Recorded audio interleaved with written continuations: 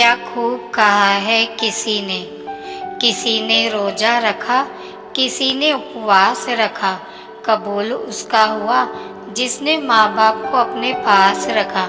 Hello दोस्तों, मैं हूँ लीना नानकानी। स्वागत है आपका मेरे चैनल पर। सुनाती हूँ एक छोटी सी कहानी। दोस्तों, जैसे औलाद अच्छा या बुरा कर्म करती है तो उसे उनके माता पिता को भोगना पड़ता है। ठीक उसी प्रकार माता पिता के अच्छे और बुरे कर्मों का फल उनकी औलाद को मिलता है। तो चलिए कहानी को शुरू करते हैं। एक समय की बात है, एक महान तपस्वी अपने आश्रम में रहता था। एक दिन उसकी पत्नी ने पूछा, स्वामी, क्या माता पिता के अच्छे और बुरे कर्मों का फल उनकी संतान को भोगना पड़ता है? तभी महात्मा ने कहा, हे देवी, माता पिता के अच्छे और बुरे कर्मों का फल उनकी संतान को अवश्य ही भोगना पड़ता है। आज मैं आपको एक प्राचीन कहानी सुनाता हूँ, जिसे सुनने के बाद आपको पता चल जाएगा कि कैसे माता पिता के अच्छे और बुरे कर्मों का फल उनकी औलाद को मिलता है और उन्हें भोगना पड़ता है। फिर महात्मा ने कहानी को सुनाना आरंभ करते हैं और कहते हैं, हे देवी, प्राचीन समय की बात है। एक गांव में एक गरीब आदमी रहता था। वह बहुत ही गरीब था। किसी तरह से मेहनत मजदूरी करके अपने घर का पालन पोषण करता था। उसे मजदूरी में दिन भर काम करने के बाद 50 रुपये मिलते थे। उसमें से वह रोजाना 25 रुपये दान करता था और 25 में अपने परिवार का पालन पोषण करता था। इस प्रकार कुछ समय बीतने के बाद उसके घर में एक लड़के का जन्म हुआ। उस गरीब आदमी के परिवार में अब कुल 3 सदस्य हो गए, दोनों पति पत्नी और एक लड़का। अब धीरे धीरे उनके पालन पोषण में उस आदमी को समस्या होने लगी, क्योंकि इधर दिन प्रतिदिन महंगाई बढ़ती जा रही थी। फिर महात्मा ने कहा, हे देवी, एक दिन की बात है, उस आदमी के लड़के ने अपने पिता से पूछा, पिताजी, आप रोजाना 50 रुपये कमाते हैं, जिससे आप 25 रुपये दान कर देते हैं और 25 में हम अपना गुजारा कैसे कर पाए? उस आदमी को चुपचाप देखकर उसकी पत्नी ने कहा, बेटा, ऐसी कोई बात नहीं है। तुम्हारे पिताजी रोज 50 कमाते हैं और 25 दान कर देते हैं। यह तुम्हारे लिए ही दान करते हैं, दूसरों के लिए नहीं। लेकिन वह लड़का इस बात को नहीं समझ पाया, क्योंकि वह लड़का बहुत ही छोटा सा था। महात्मा ने कहा, हे देवी, इस तरह से कुछ समय बीतता गया और उस गरीब आदमी का लड़का धीरे धीरे बड़ा होने लगा और उस लड़के की उम्र 7 वर्ष की हो गई। इधर एक दिन वह लड़का आदमी काम करके शाम के समय वापस अपने घर लौट रहा था।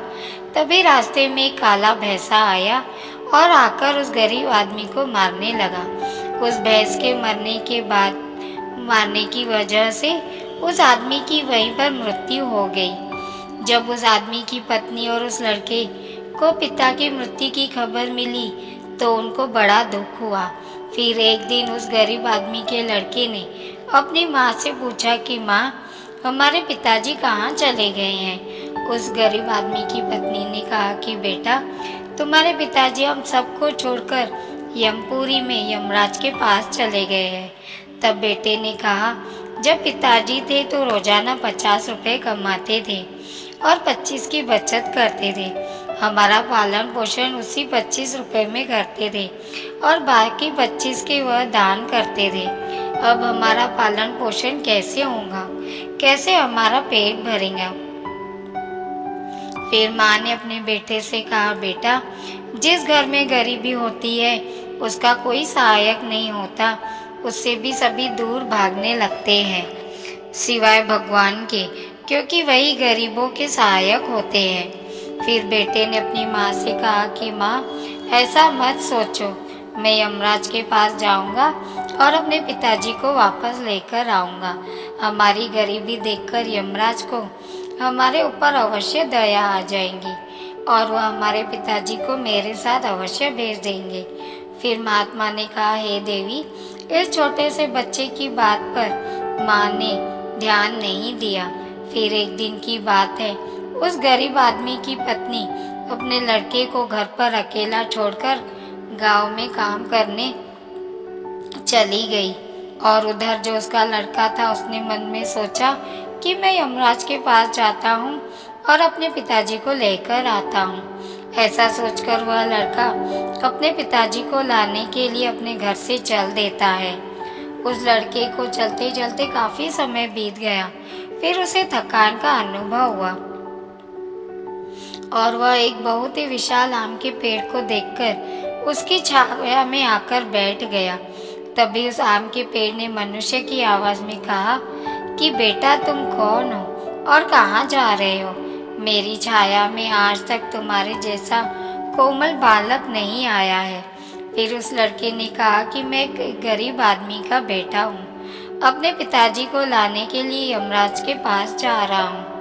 उस आम के पेड़ ने जब उसकी यह बात सुनी तो उसने कहा कि बेटा तू मेरे लिए भी यमराज से एक प्रश्न पूछकर आना कि मैं कई वर्षों से यहाँ पर लगा हुआ हूँ, लेकिन मेरा एक भी पत्ता जमीन पर नहीं गिरता है और न ही मेरी डालियाँ सूखती है। मैं कितने वर्षों तक और यहाँ खड़ा रहूँगा? मैंने अपने पूर्व जन्म में ऐसा कौन सा पाप किया था जिसके कारण मुझे इस योनि से मुक्ति नहीं मिल पा रही है? इसका कौन सा कारण है? तब उस लड़के ने कहा ठीक है, ये मैं यमराज से तुम्हारा प्रश्न जरूर पूछ कर आऊँगा। महात्मा ने कहा हे देवी। इतना कहकर वह लड़का वहाँ से आगे जाता है और चलते चलते रास्ते में उसे एक इच्छाधारी सर्प मिला। उस सर्प को देखकर वह लड़का डर के मारे कांपने लगा और वहाँ से भागने ही वाला था। तभी वह सर्प मनुष्य की आवाज में बोलने लगा, बेटा तुम मुझसे डरो मत, मुझे बस इतना बताओ कि तुम कौन हो और कहाँ जा रहे हो? वह लड़का उस सर्प के पास गया और हाथ जोड़कर कहने लगा, हे नागराज, मैं गरीब आदमी का बेटा हूँ और मैं यमराज के पास अपने पिताजी को लेने जा रहा हूँ। उस सर्प ने कहा कि बेटा तुम यमराज से मेरा एक प्रश्न पूछ कर आना। मैं कई वर्षों से यहाँ पर पड़ा हुआ हूँ, मेरे से अब चला भी नहीं जाता। मेरे शरीर में इतनी भी जान नहीं है कि मैं थोड़ा सी चल फिर सकूं। मैं अपने पूर्व जन्म में ऐसा कौन सा पाप किया था जिस कारण मुझे इस योनि से मुक्ति नहीं मिल पा रही है? इसका कौन सा कारण है? तब उस लड़के ने कहा कि ठीक है, मैं यमराज से तुम्हारा यह प्रश्न पूछ कर आऊँगा। महात्मा ने कहा हे देवी। इतना कहकर वह लड़का आगे चलने लगा। फिर चलते चलते रास्ते में उसे एक किसान मिला। किसान ने कहा कि बेटा तुम कौन हो, कहाँ जा रहे हो? देखने में तो तुम बड़े ही सुकुमार और कोमल लग रहे हो। फिर उस लड़के ने कहा कि मैं गरीब आदमी का बेटा हूँ और यमराज के पास अपने पिताजी को लेने के लिए जा रहा हूँ। उस किसान ने कहा कि तुम यमराज से मेरा एक प्रश्न पूछकर आना। मैं चलते हुए राहगीरों की प्यास बुझाने के लिए कई सालों से यहाँ पर एक बावड़ी खुदवा रहा हूँ, लेकिन इसमें अभी तक पानी नहीं निकला। मैंने अपने पूर्व जन्म में ऐसा कौन सा पाप किया था जिस कारण से इस बावड़ी में अभी तक पानी नहीं निकला है? मैंने इसमें बहुत सारे पैसे भी खर्च कर दिए, इसका क्या कारण है? उस लड़के ने कहा ठीक है, मैं आपका प्रश्न पूछकर आऊँगा। ऐसा कहकर वह लड़का आगे बढ़ने लगा। चलते चलते उसे रास्ते में बहुत बड़ा तालाब मिला। फिर वह लड़का तालाब के किनारे पर गया और पानी पीने लगा। तभी उस तालाब से तैरती हुई एक बत्तख आई और कहने लगी, बेटा तुम कौन हो और कहाँ जा रहे हो? तब उस लड़के ने कहा, मैं एक गरीब आदमी का बेटा हूँ और यमराज के पास अपने पिताजी को लेने के लिए जा रहा हूँ। महात्मा ने कहा, हे देवी। उस लड़के की बात सुनकर बत्तख ने कहा, बेटा तुम यमराज से मेरा एक प्रश्न पूछकर आना। कई वर्षों से इस तालाब में भटक रही हूँ, मेरी 7 पीढ़ियाँ गुजर गई है, परंतु मैं अभी तक इसी तालाब में रह रही हूँ। मैंने अपने पूर्व जन्म में ऐसा कौन सा पाप किया था जिसके कारण मुझे इस योनि से मुक्ति नहीं मिल पा रही है? इसका क्या कारण है? तब उस लड़के ने कहा ठीक है, और वह आगे बढ़ता लगा। चलते चलते तालाब के दूसरे किनारे पर पहुंच गया। दूसरे किनारे पर जब वो पहुंचा तो उसने देखा कि एक मरा हुआ बगुला वहां पर पड़ा हुआ था। जब वह लड़का उस मरे हुए बगुले को लांग कर जाने लगा तो वह मरा हुआ बगुला कहने लगा, बेटा तुम कौन हो और कहाँ जा रहे हो? उस लड़के ने उसकी आवाज़ सुनकर कहा कि मैं एक गरीब आदमी का बेटा हूँ और यमराज के पास अपने पिताजी को लेने जा रहा हूँ। तब उस बगुले ने कहा कि तुम यमराज से मेरा एक प्रश्न पूछ कर आना। मेरा शरीर कई वर्षों से इस तालाब के किनारे पर ही पड़ा हुआ है। कभी पानी की लहर आती है तो मेरा शरीर तालाब के अंदर चला जाता है और पानी की लहर से वापस ला करके बाहर निकाल करके किनारे पर आ जाता है। ना तो मेरा शरीर गलता है और ना ही सड़ता है। इतने सालों से जैसा का तैसा ही है। मैंने अपने पूर्व जन्म में ऐसा कौन सा पाप किया था जिसके कारण मुझे इस शरीर से मुक्ति नहीं मिल पा रही है? इसका क्या कारण है? उसने कहा, ठीक है, मैं आपका प्रश्न पूछ कर आऊँगा। महात्मा ने कहा, हे देवी। इतना कहकर वह लड़का वहाँ से चलने लगा और वहाँ से चलते चलते यमपुरी में पहुँच गया और वहाँ पहुँचकर यमराज को प्रणाम किया और हाथ जोड़कर कहने लगा, हे यमराज, मेरे पिताजी कहाँ हैं? जब मेरे पिताजी घर पर थे तो रोजाना 50 रुपए कमाते थे, जिससे 25 में तो दान कर देते थे और 25 रुपए में हम लोगों का पालन पोषण करते थे। लेकिन अब मेरे पिताजी घर पर नहीं है, मैं और मेरी माँ भूखे मर रहे हैं। आप उन्हें जल्दी से मेरे साथ हमारे घर भेज दीजिए। महात्मा ने कहा, हे देवी। फिर यमराज ने उस लड़के की बात सुनकर कहा, ठीक है, मैं तुम्हारे पिताजी को घर पर भेज दूंगा, पहले तुम यहाँ पर बैठो। यमराज ने उस लड़के को अपने पास में बिठाया और उसको भोजन कराया। भोजन कराने के बाद पूछा कि तुम्हें और क्या चाहिए। फिर उस लड़के को रास्ते में जो जो मिले थे उनके प्रश्न यमराज से पूछे। यमराज ने उन सभी के प्रश्नों का उत्तर दिया और कहा कि बेटा तुम जाते समय उन सबको उनके उत्तर बताते जाओ। फिर यमराज ने कहा कि बेटा तुम अपने घर पर जाओ, तुम्हारी माँ तुम्हारा इंतजार कर रही है, तुम्हारे पिताजी तुम्हारे घर पर पहुँच जाएंगे। फिर वह लड़का यमराज को प्रणाम करके वहाँ से वापस अपने घर के लिए चलने लगा। चलते चलते रास्ते में वही मरा हुआ बगुला मिला जो तालाब के किनारे पड़ा हुआ था। उस लड़के को देखकर वह बगुला बोलने लगा कि बेटा तुमने यमराज से मेरा प्रश्न पूछा। तब उस लड़के ने कहा, मैंने यमराज से तुम्हारा प्रश्न पूछा तो यमराज ने कहा, तुम पहले बहुत बड़े विद्वान थे, परंतु तुमने कभी किसी को अपना ज्ञान नहीं बताया। अब मर गए हो, वह ज्ञान तुम्हारे अंदर ही अंदर खोल रहा है। जब तक तुम अपना ज्ञान किसी को नहीं बताओगे तब तक तुम्हारी आत्मा को शांति नहीं मिलेगी। तो बगुले ने कहा कि बेटा अब ऐसी हालत में मेरे पास ज्ञान लेने के लिए कौन आएगा, तुम मेरा ज्ञान ले लो।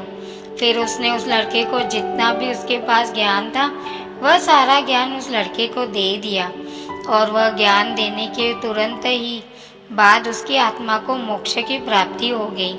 फिर वह लड़का आगे चल पड़ा। चलते चलते उसे वही बतख मिली। बतख ने कहा कि बेटा तुम्हें यमराज ने कहा।